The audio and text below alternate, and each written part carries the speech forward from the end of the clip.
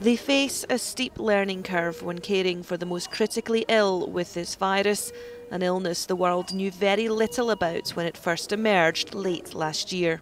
It's very difficult to know what day of the week it is. It's hard to believe it's mid-May. I did say on New Year's Day it's going to be the worst year of my life, and it has been.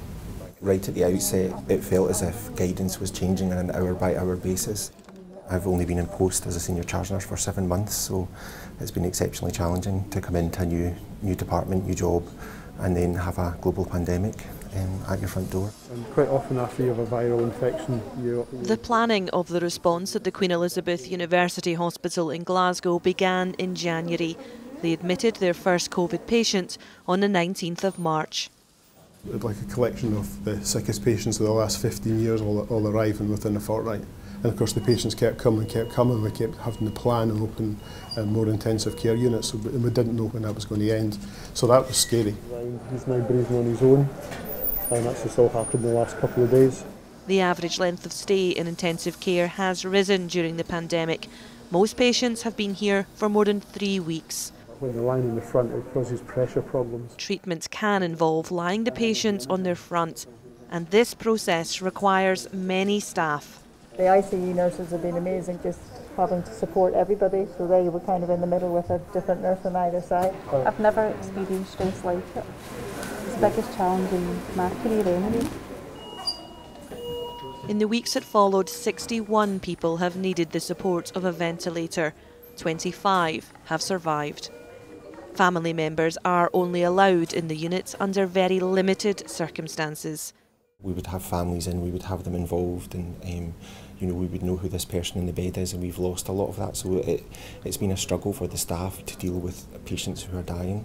The patients are never left on their own. There's always a nurse with them, and it's difficult for the families because of the the guidance for only one person visiting. To make that selection as a family member must be incredibly difficult. Gently mould that into the shape of your face. Nurses are being fitted for the masks they'll need to wear before entering ICU. To help identify each other while wearing full PPE, staff have taken to writing their names in black marker pen on the front of their gowns. What we're asking staff to do right now is well out with what we would normally expect. It's a very, very different way of working for us, and I think we're just mindful of the fact that we need to protect him as much as we can. Over the last 2 months, the intensive care units here have been operating at over 100% capacity. In the last few weeks, finally, they have empty beds. That was full, and that was full. That must be a good sight for you to see now. Yeah, but we know it'll fill up again. We always knew we could cope. We never got to the point where we had to move anybody from here to another hospital unless it required specialist care like ECMO.